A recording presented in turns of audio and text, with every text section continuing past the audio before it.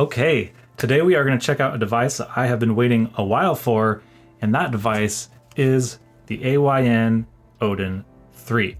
Now, Odin 2 was kind of a game changer when it released a couple years ago in the emulation scene. It had like the Snapdragon 8 Gen 2 at a price point lower than most smartphones, featuring that chip and performance that pretty much outpaced any of the competition in the handheld scene at that time.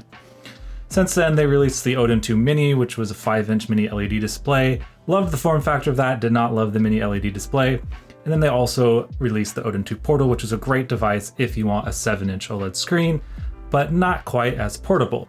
So many people have been waiting for a middle range of a 6-inch screen here, so small enough to fit in your bag, but powerful enough to play all of the games that you want to play. Does this offer that? Yes, with a catch or two, and we'll talk about that as we go into this video. So what's new with the Odin 3 from the Odin 2? Well, the first thing is the chip inside. So now we have Snapdragon 8 Elite, which is last year's or earlier this year's flagship smartphone chip. I think the 8 Elite Gen 5 is on the horizon now, but most phones at this point are still using the 8 Elite at the top end of the spectrum, and that is what we see here. Now, this chip offers significant performance improvements when it's compatible. So for native Android gaming, for PS2 and GameCube, and especially for Windows emulation, this is going to be an excellent chip, and we're going to look at that today in this video. But there are some catches to this chip, which is Switch emulation and maybe some other niche emulations that require customized drivers, like the turnip drivers that you might use for the 8 Gen 2 or the 8 Gen 3. Well, there we're going to have some problems. With the Switch, we have some glitching in some games. Now, some games run fine, and when they do, they run beautifully. But when they don't, they run pretty ugly, and we're going to look at that as well. So that's probably the biggest asterisk, is I'm just going to let the cat right out of the bag here at the beginning of the video, is that you shouldn't buy this if you just want to do Nintendo Switch emulation. That out of the way, I think there's a lot of good things to say about this device. Other new things we have are this beautiful 6-inch OLED screen. We first saw this in the Thor, 6 inches, 1080p, and 120 hertz, which means it's great for streaming.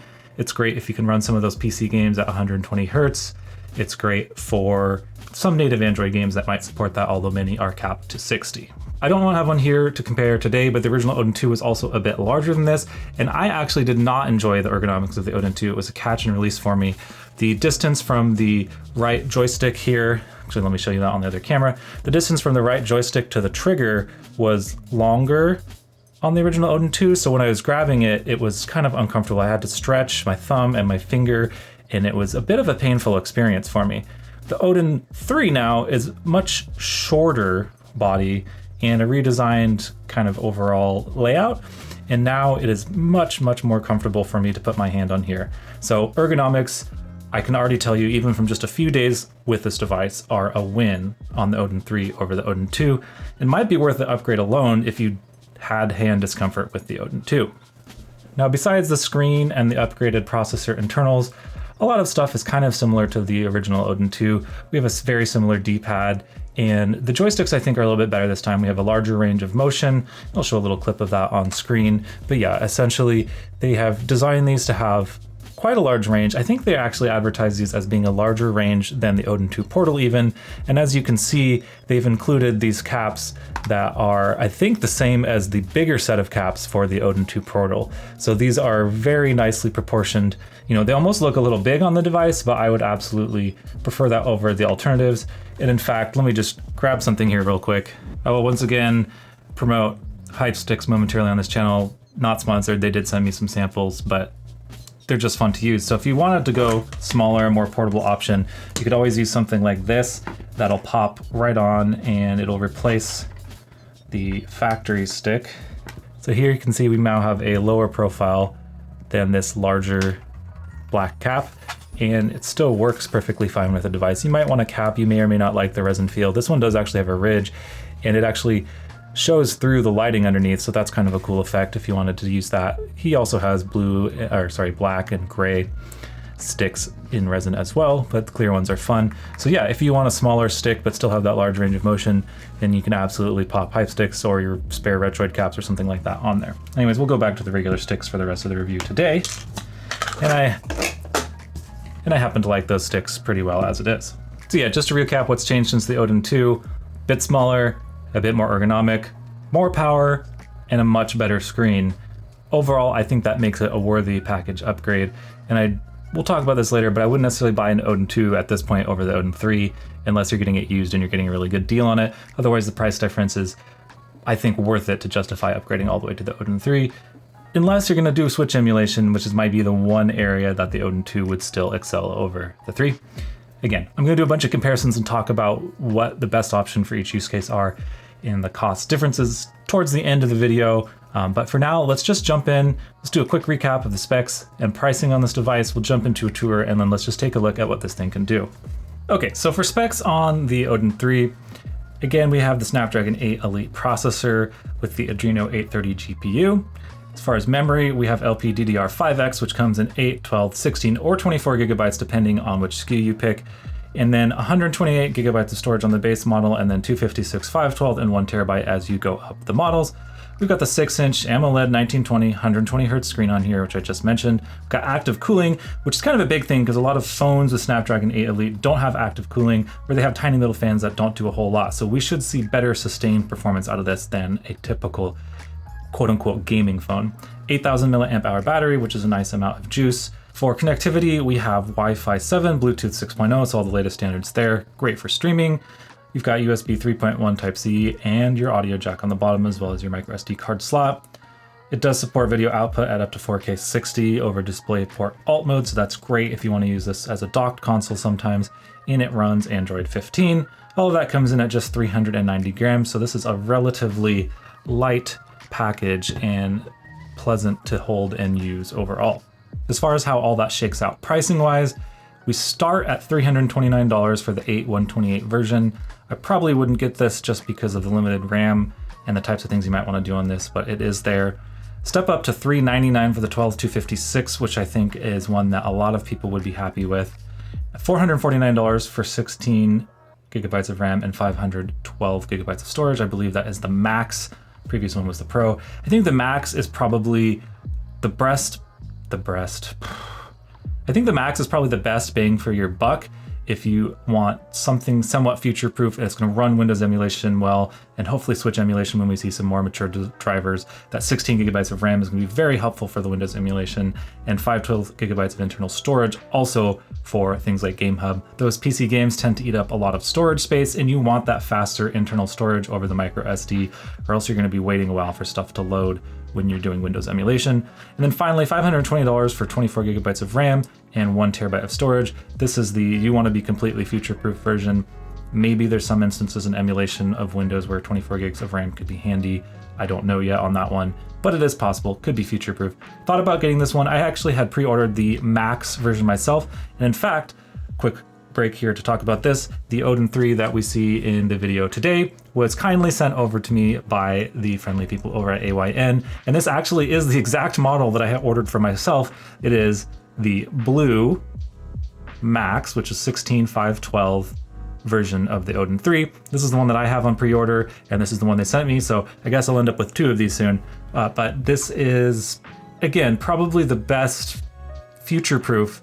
And I think the Pro at $399, 12256 would also be fine for most people, but you might hit some Windows games that are a little bit more hungry for RAM, where the 16 gigabytes will benefit you. So just keep that in mind depending on what you're gonna do. If you're only gonna do retro PlayStation 2 and GameCube and below, then you could just get away with the base model and put a big SD card in it. But I don't think this is really the device that makes the most sense for that, unless you just really want that price. In fact, the Thor might even make more sense for a pure retro device. It's a little bit cheaper, a little bit more compact. Again, we'll get into that later. So yeah, that's the pricing for this model. The fact that you can get the Snapdragon 8 Elite for only $329 at the lowest end is pretty impressive. In fact, the only 8 Elite cheaper than that I've ever seen is the AYN Conquer Pocket Fit Elite, which is not quite released yet. A little bit cheaper, but it doesn't have OLED, and there's some other drawbacks on that. Again, I'll mention that later in the video. So yeah, that's what you get inside. and that's the specs and that's what it costs. So that all being said, I think it's a pretty reasonable price for what it offers. There are cheaper options if you want to do other things, but if you want the maximum retro handheld experience outside of Switch, then this is, I think, going to be one of the best ones to get. Either this or the Thor, depending on the form factor and exact things that you want out of it. So now that we know what's in it and what it costs, let's take a tour of the device and then talk about the controls and ergonomics like I always do and see how it feels.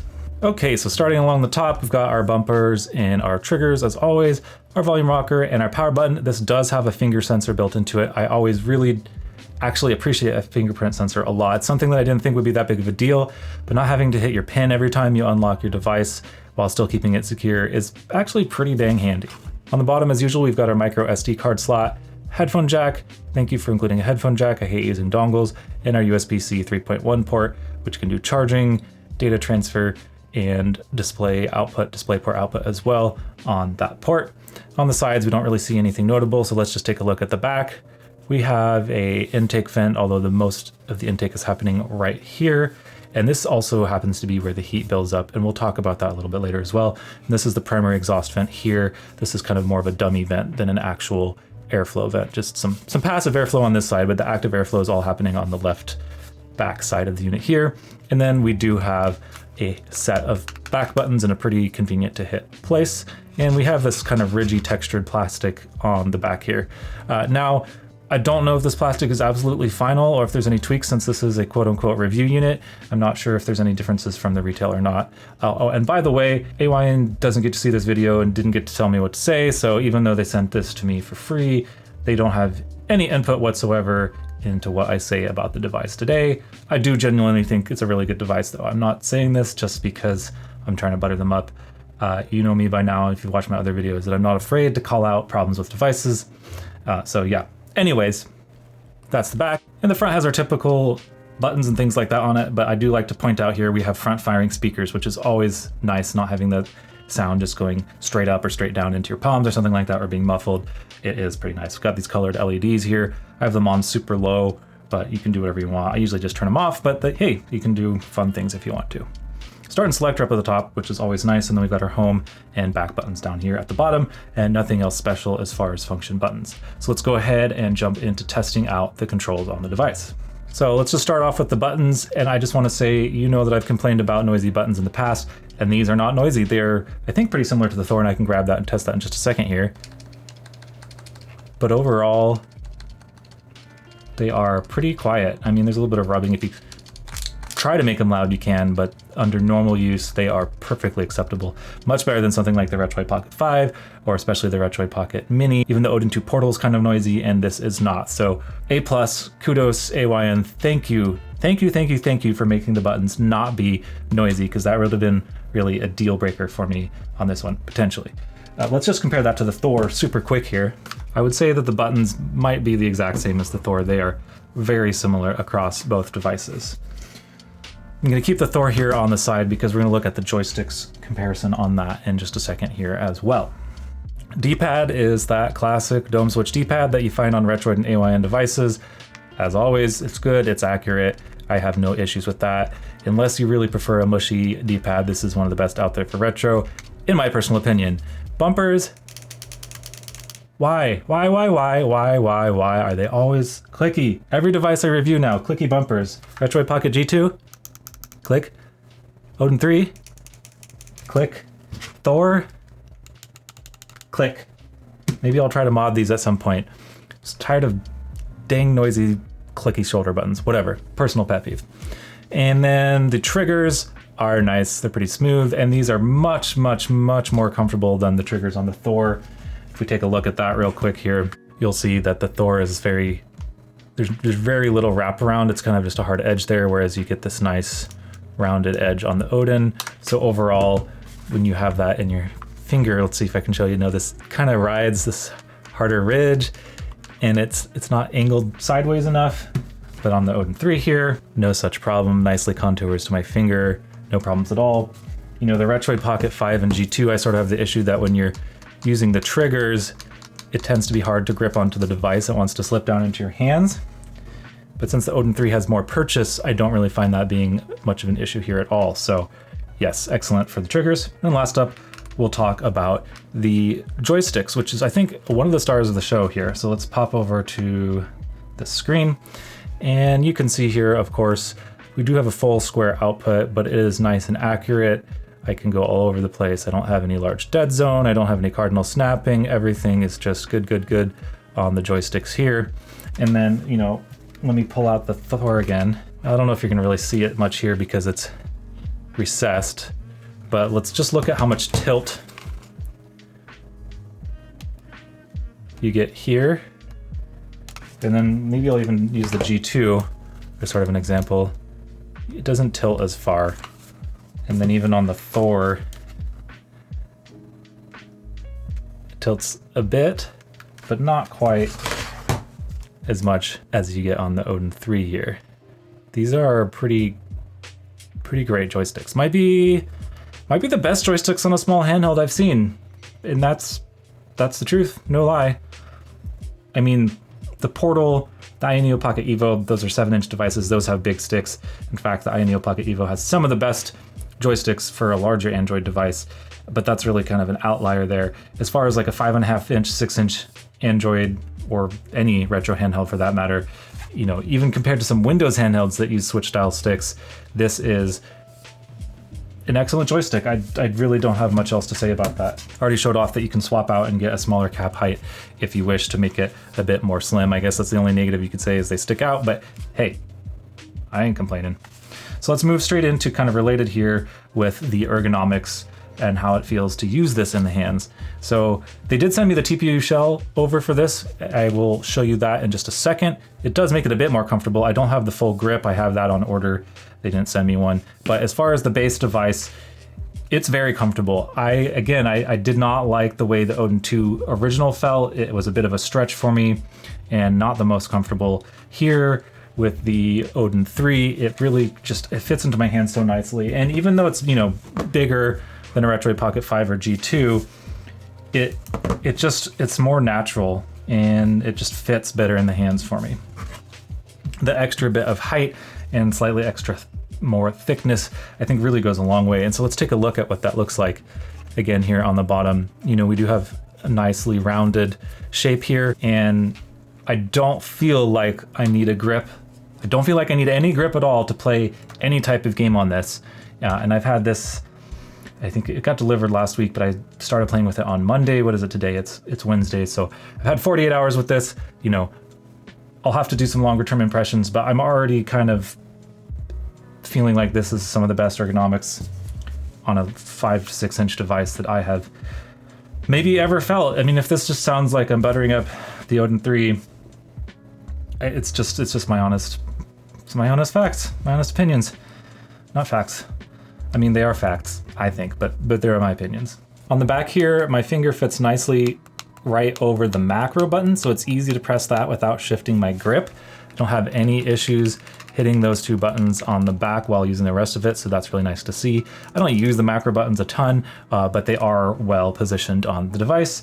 And yeah, my fingers wrap around nicely. So for top joystick plus face buttons, which is what a lot of modern games, PS2, GameCube, even some Nintendo 64, and of course some Switch games, this is kind of the control scheme that you're going to be using a lot, and that's obviously super comfortable.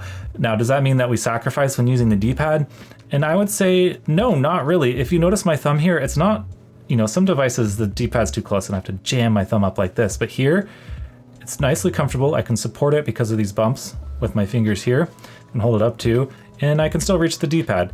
Is it a bit more cramped than the joystick? Sure, but I think that there's enough real estate here that it makes it totally comfortable.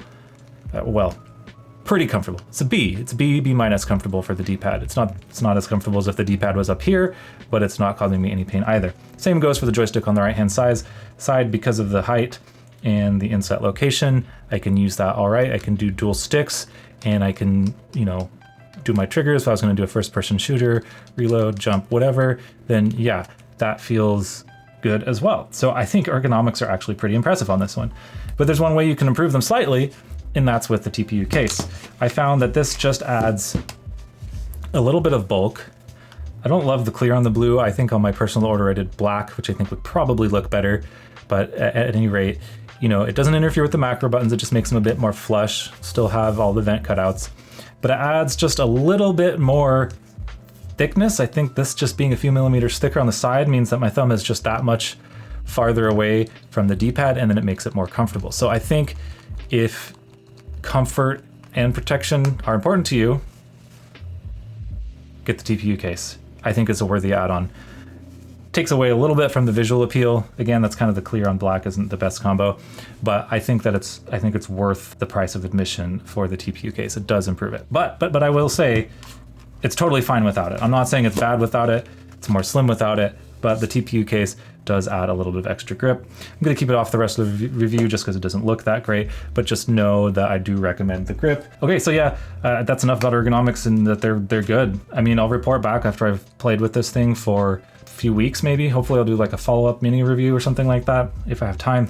Holiday season is coming up, so pardon me if I don't have quite as many videos, but you know, got family stuff going on as well. Ergonomics, super good. Best 6-inch device yet. I mean, I used the Pocket S. I didn't use the Pocket S2. I heard that it's okay. Again, the Conquer Pocket Fit, we'll mention that one again. Said to be pretty comfortable. I haven't personally used it. Looks to be pretty comfortable. I think it's got a bit more like extension on the bottom here where your palms go, but it has kind of tiny little joysticks. This is kind of 6 and 1/2 dozen the other, but it only has LCD, so there's another trade-off there. That'll probably be fairly comfortable, but so far out of the devices I've used with a 6-inch screen, this one is the best. Now let's actually just go ahead and do some size comparisons now while we're kind of talking about overall comfort and feel, and just look how it stacks up to some other handhelds you might be considering or that might be in your collection or that you might be thinking about replacing even. So I think the two most relevant handhelds to kind of compare this to today are the Retroid Pocket 5 or G2 style size and the AYN Thor. I don't have an Odin 2, the original here, just know that it's going to be a bit beefier, at least taller than the Odin 3.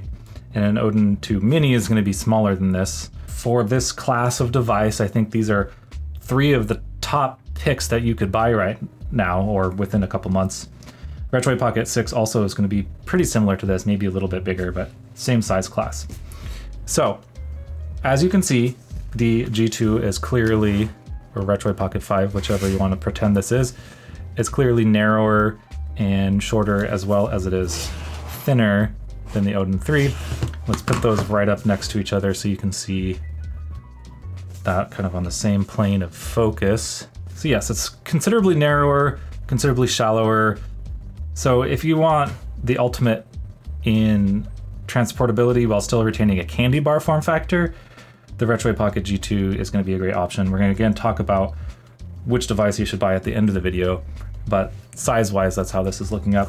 And then compared to the Thor, you know, these are using the same screen as far as I know, and a lot of the same components, other than this being the 8 Elite and this is being the HN2, and of course being a clamshell. As you can see, there's a pretty notable size difference. So if pocket portability is your thing, then the Thor is going to make a lot more sense than the Odin 3. The Odin 3 isn't huge. You can certainly put it in a travel bag, a sling bag, messenger bag, something like that, but you're not going to want to shove this thing into your pocket, whereas conceivably you can do that with the Thor. It's considerably more pocketable, and at the end of the day, same screen size. If you're not using things that need the 8 Elite and you want portability, then yeah, the Thor's going to make a lot of sense. And then even let's just look at the thickness of the two here. Obviously, at its thinnest point, the Odin 3 is thinner, but at its thickest point, they are nearly identical. I'd actually say the Odin 3 is just a hair skinnier, but that makes sense because the Thor has to fit everything in less horizontal space. You know, ergonomics, of course, are worse on the Thor. Top joystick and buttons isn't too bad, but you start using the D-pad and the lower joystick and it's a little bit less comfortable. You can have the grip, but then you got to carry a grip around. I wouldn't say that the Thor is uncomfortable. It's still relatively comfortable for being a clamshell, one of the better clamshells that I've tested at least, but it's not as comfortable as the Odin 3. And then, you know, real quick here, just show off this color difference. I think they executed the blue better than the purple. This is kind of milky, whereas this is a bit more of a solid and deep color.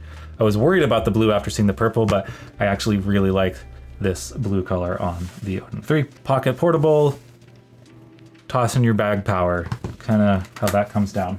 Now, if you don't own either of those handhelds and you do have a PS Vita, that's what that looks like. Odin 2 Mini is going to be similar to this size. As you can see, it's quite a bit bigger and thicker than that form factor. And now if we want to go the other way and get something bigger, here is what the Legion Go S looks like next to the Thor. And now the Thor looks like a tiny little thing. The Legion Go S is currently my main PC gaming handheld. Yes, you heard that right. I have the Legion Go 2, but I'm actually using the Legion Go S more. That's a video that I mean to be working on, but time has gotten away from me. Hoping to get that out in the next few weeks here. But yes, the reason I'm showing you this is maybe you have a Steam Deck and Ally Legion Go S. You know, Steam Deck or Ally are a little bit smaller than this, although mostly is wide, just to show you how much more portable this still is. Even though it's 6 inches and it's bigger than other retro devices, it's still quite a good clip smaller than a PC gaming handheld. I mean, you can entirely fit this on top of there, and there's still all of this bonus room, and then, you know, of course, it's much thicker. And what's cool is we're gonna look at later in this video is that the GameHub, whichever performance on this is pretty good for some of those indies and could potentially replace carrying around a PC handheld for that type of game. So just something to keep in mind for later in the video. Okay, so at this point we've talked about how comfortable this is, what its pricing is, all these kind of good things about it. But I've mentioned some forewarning about the Switch performance on it. So let's actually now get into the performance part. Let's boot up some games on here. Let's look at the gameplay, see how it runs, see what kind of power we have here, and then we'll come back at the end and we'll talk about my final thoughts on the device, as well as alternatives and their price points and whether they make more or less sense than the Odin 3. So without further ado, let's jump into performance. So in this video today for performance, I'm not going to spend a lot of time on consoles that I know this is just going to chew up and spit out. So jumping straight to the punch here, God of War 2, I'm running it at 5x native 4K resolution, totally fine. Here I just bumped it up to 6x and we do see a little bit of slowdowns, but at that point we're over 4K resolution, so I don't think that there's any reason that you would really need to do that. And then I bump it down to the medium performance setting and back down to 5x native, and we are pretty solid at these gameplay settings. If you watch gameplay, it's pretty smooth. Every once in a while it just dips a couple frames when there's like an intense effect or something like that, but by and far this is far above what I've seen on any other device that I have tested pretty much so far. Just amazing performance here. Definitely wouldn't worry about PlayStation 2 or GameCube. So let's just go ahead and go straight to Switch so I can showcase some of the incompatibilities, and then we'll look at Windows emulation after that. Quick note on drivers here, I do recommend using the Qualcomm Adreno 849 drivers, which you can fetch inside Eden from the Kimchi Turnip GitHub repository here. Just scroll down a little bit to get to V849. Don't download the regular Turnip drivers, and don't download the older driver versions as they will not work as well. First up here, we've got Hades. This is docked mode. Everything is docked mode 1080p today that I'm testing for Switch, and it's running at a smooth sailing 60 frames per second, no problem. But you'll notice there's these little shadows that glitch in and out. I think it got slightly better when I used this driver over the default ones on the system, but it's still kind of glitchy, so there's some room for improvement. You could probably play through the game, but you would maybe, you know, be a little bothered by these little glitches here and there. Moving on up, Super Mario Odyssey. When I initially ran this with an older driver version that I had gotten extracted from GameHub, it was like chromed out edition. Everything was silver and chrome and looked super funny. So I thought it wasn't going to be compatible, but turns out after a Discord member recommended I get drivers 849, which I am showing you here today, and it is running perfectly fine. Again, this is docked mode, 1080p. It's just chewing through the performance, no problem whatsoever. So as you can see, the raw performance is there. There's just some little driver idiosyncrasies here and there. You even see some flashing lights now in this, although overall it's pretty good in Super Mario Odyssey. Super Mario Wonder here, another title that runs perfectly fine. I didn't really see any glitching at all on this one. Again, 1080p docked, 60 frames per second, smooth as butter. I mean, even the Retroid Pocket G2 can kind of achieve this, although with a little bit more shader caching kind of stuff going on. But yeah, works fine. So it just goes to show that there are some Switch games that are going to be playable on the Elite. It's not like you can't play any Switch with this chipset. It's just going to be a bit more of a mixed bag. Here we've got Red Dead Redemption. Overall, this worked just fine. When I was indoors, there was a couple flickering shadows here or there, but it was super minor. but running around outdoors here on the horses, beautiful visuals, seems to run perfectly fine and smooth. Game is 30 FPS default, so not the smoothest game in the first place, but it is running at 100% performance here. Again, once again, 1080p docked, 60 frames per second, or sorry, 30 frames per second in this case for this game. Next up, I've got Prince of Persia. This is a game that I knew would run on here because it runs on even lower end devices, but you can see these weird flickering blue shadows. So I just wanted to showcase this as an example. Again, of a game that runs well, and it's almost there. It's technically playable, but there's gonna be some visual artifacting and weird stuff going on. Hopefully this is something that will improve in the future with some updated drivers, but that remains to be seen. And finally, the game that I always like to include because it's one of the harder to run titles, Tears of the Kingdom. It's sort of a similar situation to the Retroid Pocket G2 in that once the shaders compile, it's nice and smooth. The G2 had some black squares, but here we do see, unfortunately, a bit more artifacting. A lot of the shaders kind of turn into these weird black blobs that kind of hang on the screen for a second. So again, we're almost there. The game's playable, but there are some weird visual artifacts going on. Again, hopefully in the future, we'll see drivers that will address this.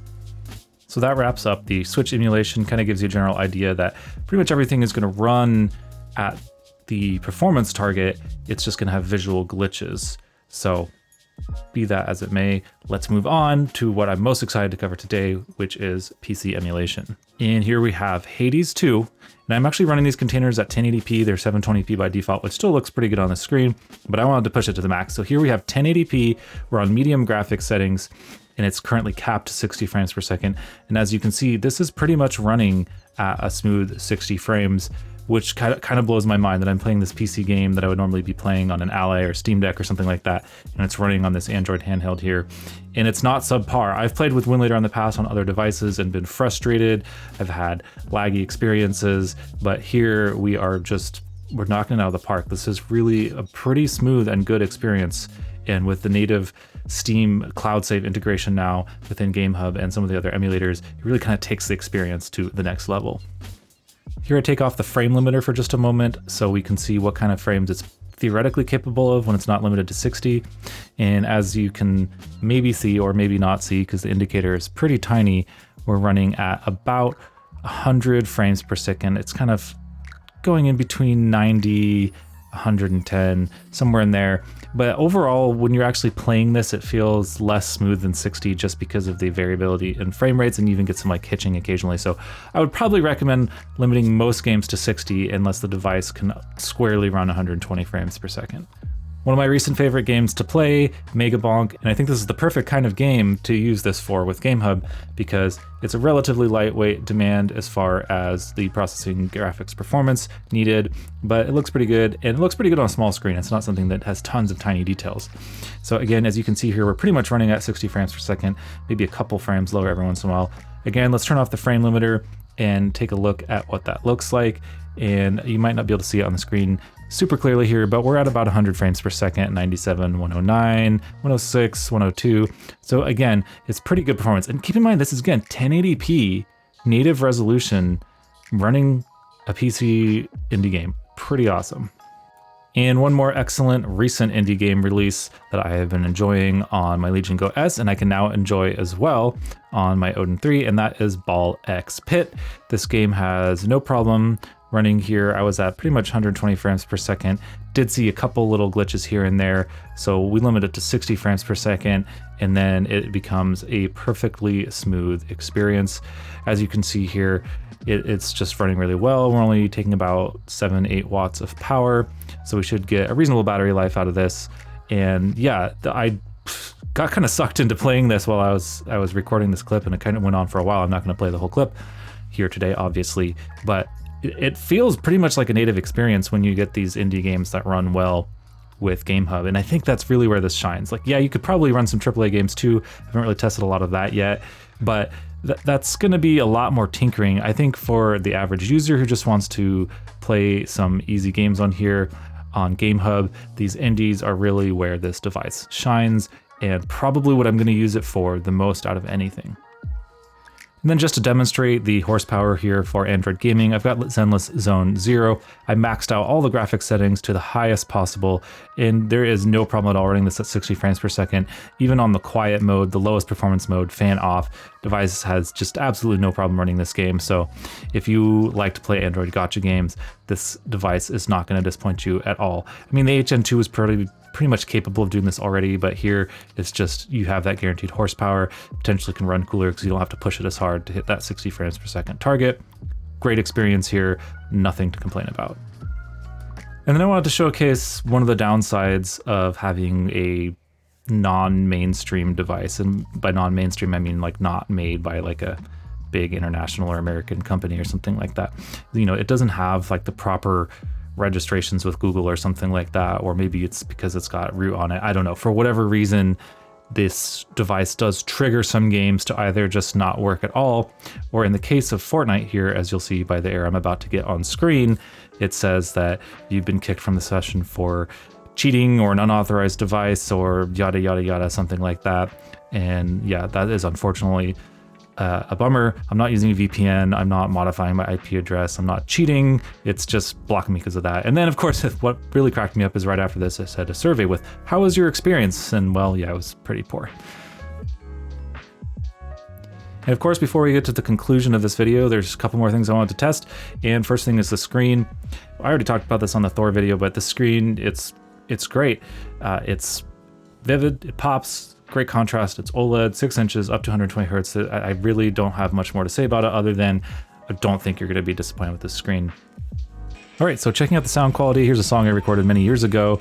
And as you can hear, audio quality is actually pretty good. You're not gonna get a ton of bass because it's a small device, but overall it's pretty clear and I didn't really notice any harsh frequencies, especially distorted guitars like this can sometimes come across poorly on cheap speakers. So I think that this is actually among the better of the Android retro handhelds as far as audio quality goes. Take a listen.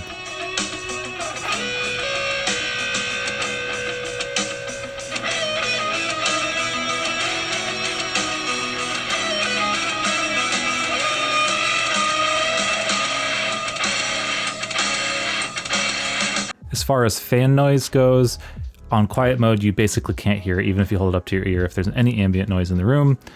Silent mode, this is tiny high pitch that you can hear here, but it's so quiet that you wouldn't really notice it in an actual room. And then of course on sport mode, it is pretty loud, but it doesn't have any weird whines or anything like that. And it certainly doesn't do the lightsaber noises like my Thor does. So you're typically not getting this loud of a fan during gameplay. This is just to exhibit the worst case scenario.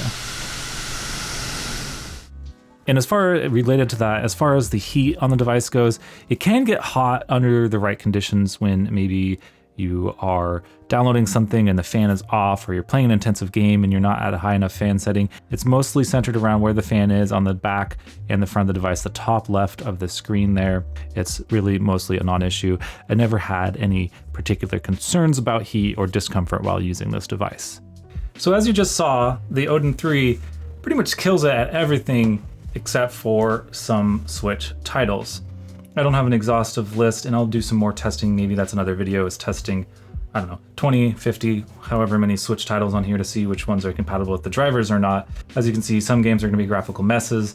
Some of them are gonna play pretty well, but have glitches or flickering here and or there. And some of them are gonna play just fine. And you know, hopefully we get Adreno 830 Turnip or other open source drivers with some improvements to be able to play Switch better. I mean, we've seen vast improvements on the HN2, HN3, 865, these other older chips by using those Turnip drivers. So we don't quite have that support here yet. There may never be that support, but there are rumors that that support is coming. I wouldn't hold your breath. I wouldn't buy this if Switch is your main purpose of buying this. The Thor or some other HN2 or the Retroid Pocket G2, Retroid Pocket 6, those are going to be probably better Switch-only choices. But for everything else here, performance is rock solid. Again, with the caveat, though, that some Android games might have an issue because of whitelisting or anti-cheat kind of safeguards, and that's not really AYN's problem per se. That's more of the developers or the publishers being picky about what they support. Okay, so that said, let's just wrap up pros and cons of the device, who it's for, should you buy something else. pros, we've got great ergonomics, it's comfortable to hold, excellent screen, sound quality surprisingly pretty good on the device, controls are excellent, joysticks are very nice, good triggers, you know, not a lot to complain about there. As far as the cons, the shoulder buttons are clicky, kind of nitpicking here. And then, you know, the biggest con again is that compatibility with the drivers for something like Switch, if that is going to be a big piece of what you want to emulate, or maybe you're a hardcore Fortnite player or other competitive online game, you might run into some issues there. But for Windows emulation, super awesome. That's really one of the best reasons I think you would get this. Maybe I'll do a future video where I dabble in some things like PS3 as well. I've seen some good initial reports. I haven't done any personal testing on PS3 on here yet. So who is this for? The person that doesn't do a ton of Switch emulation is okay with only some titles working. Somebody who likes to do a lot of Windows emulation, somebody that wants to do Android gaming, somebody that wants to do game streaming. The excellent screen, Wi-Fi, and latency on here makes this an excellent choice for GeForce Now, Moonlight game streaming, Xbox Cloud, although that's not quite as good looking as those previous two mentioned items. Really great streaming handheld, smaller than other options out there, smaller than carrying a PC handheld around, smaller than an Odin 2 Portal or Pocket Evo or something like that, but with still pretty good screen real estate. Maybe for retro, it's probably overkill for just retro unless you want the biggest screen in the smallest package, so to say. Well, I guess the Thor wins on that one, but if you like candy bar design. So yeah, I don't know. It's good, it's great. It's probably, if the price is within your realm of affordability, then you should probably get this. If you want a 6-inch OLED handheld, there's not a lot of better options out there right now. But let's talk a little bit more about other scenarios and where other devices might make more sense and whether their prices make more sense. So first up, you know, I've talked about this a few times in the video so far, which is the Thor. The Thor makes more sense if you're going to play Switch, just because of the HN2 compatibility, but it also makes a lot more sense, obviously, DS and 3DS. If you grew up with those consoles, I didn't really, I was a little too late. This came out like late high school, college for me, and I wasn't playing handheld games at that time. But if you want a dual screen experience, this is the best dual screen experience that exists. It's better than a Surface Duo, it's better than a tablet with two screens. This is, for emulation-wise, the best dual screen experience you can get. If you've got ADHD and you want to do two things at once, then hey, this is great for that. But I would even make an argument that just for pure retro, like below GameCube and PlayStation 2, that this is one of the best options out there as well because of the portability to screen size ratio. You know, the Odin 3 being a little maybe overkill for that, and even some light PlayStation 2 and GameCube. The chip in here is still plenty capable of playing most of the things that the Odin 3 can, just not quite as powerfully, but the ergonomics do take a hit because of the portability. But this is the portability dual screen king. If you want the biggest possible screen that you can still fit in a large pocket or a purse or a messenger bag, the Thor is still a really, really awesome choice compared to the Odin 3. If you want to do Windows emulation though, definitely pick up the Odin 3. The Thor is on average about $30 to $50 cheaper than the Odin 3 spec for spec, so it's not a huge price difference. So if power matters to you, it's totally worth the $30 to $50 to jump up to the Odin 3. But if you don't want to do any Windows emulation or high-end Android gaming, and you don't mind the clamshell ergonomics, then yeah, Thor's probably the way to go there. What if you don't want to spend $400, $350 on a handheld console? Then I think you're in the Retroid Pocket G2, Retroid Pocket 6 territory. This is $219. It's only 8 gigabytes of RAM and 120 gigabytes of storage. You're not really going to want to do a lot of Windows emulation on here. You're going to want to stick to things that you can put on the SD card. So PS2 and GameCube and Switch. My last video I showed that the G2 is surprisingly capable with Switch, and it does have better driver support at this time than the 8 Elite does. So this is a really good pocket Switch machine as well as retro gaming, and it's a lot more affordable at $219. That's $110 cheaper than the cheapest Odin 3 model, which has the same specs. So if 5.5 inches is a big enough screen size, you want more portability, better Switch 2 compatibility, then in that case, you might pick up the Retroid Pocket G2 or the Retroid Pocket 6, which is either $10 cheaper than this or $40 more than this, depending on whether you go for 8 128 or 12 256. start spending $260 and you're within spitting distance of the 329 Odin 3, and in that case I would pick the Odin 3 over the Retroid Pocket 6 for all that extra power and the extra half-inch of screen. But if you want smaller, Switch compatibility, Retroid Pocket G2 or Retroid Pocket 6. One device that I don't have here and I've mentioned a couple times is the Conquer Pocket Fit by AYN. And let's just talk about that for a second. Also a 6-inch screen, but it is LCD. I've heard it's a good LCD, but at the end of the day, LCD is not OLED. So if you want those inky blacks and contrast, then the Odin 3 is still gonna beat that. It might be slightly more comfortable. It does have a nice shape to it. Looks like the joysticks are smaller, so that's gonna be a bit of a downsize. But price-wise, the Pocket Fit is about $80 cheaper than the Odin 3 for the same processor. In fact, now that the G3 Gen 3 version of the Pocket Fit, not to be confused with the 8 Elite version, isn't on its initial pre-order anymore, I think it's actually the same price for the 8.3 Gen 3 and the Elite. The Gen 3 is a much better choice if you want to do Switch emulation right now because of the driver support, and it is more powerful than 8 Gen 2. 8 Gen 3 or G3 Gen 3, whichever you want to call it, might be the best chip right now for Switch because it's the most power you can get before you don't have the same level of driver support. And it's $80 cheaper. That said, I might piss some people off here today, but AYN's shipping is horrendous.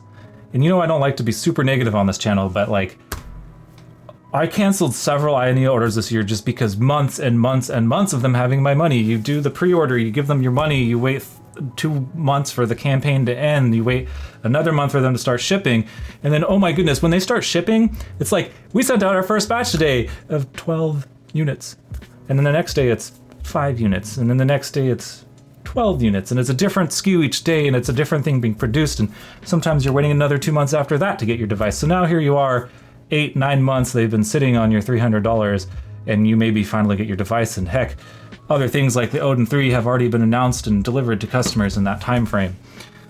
I think that if AYN wants the international, the US, North America, European markets to take them seriously, then they got to prioritize them a little bit more and cut down on the pre-order announcement to shipping delivery timeline that they have. So I do find it hard to recommend AYN sometimes because of that. They're not bad devices. They usually have a pretty good premium feel. Overall, the quality is pretty good.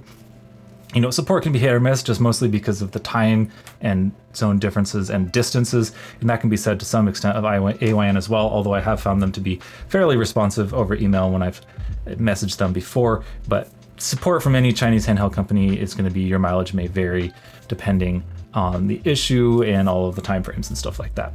So personally, I would spend the $80 more on the Odin 3 for the OLED and the better track record with shipping and delivery. I actually had a Pocket Fit order that I canceled because I got tired of waiting for it and just sort of lost interest in it. And that's just kind of them shooting themselves in the foot with their long timelines. That said, if you want 8 Elite for the least money possible, then you can go buy the Pocket Fit Elite, and it is cheaper than the Odin 3. But I really think the price is the only reason. If you absolutely can't scrape together the extra $80 going from $270 to $329, or actually that one's only $60 for the base tier. I don't know. I would stretch for the Odin 3. I knew probably won't ever send me a device now, but they already told me to kick rocks, so because I'm not big enough, but whatever. Yeah, AYN is probably not the way to go on this one. Pocket S exists, has been around for a while. It is slimmer, thinner. Maybe if you really want that slim form factor, it's a nice device. I had one. It's actually my first big review, solo review ever on Retro Handheld's channel, I believe, was the Pocket S. That was my ticket to admission for YouTube. So it does have a bit of a special place in my heart, but the screen is definitely worse. You know, it's pretty good LCD screen, but it did suffer with some washed out, warmer toned colors, and of course was not OLED.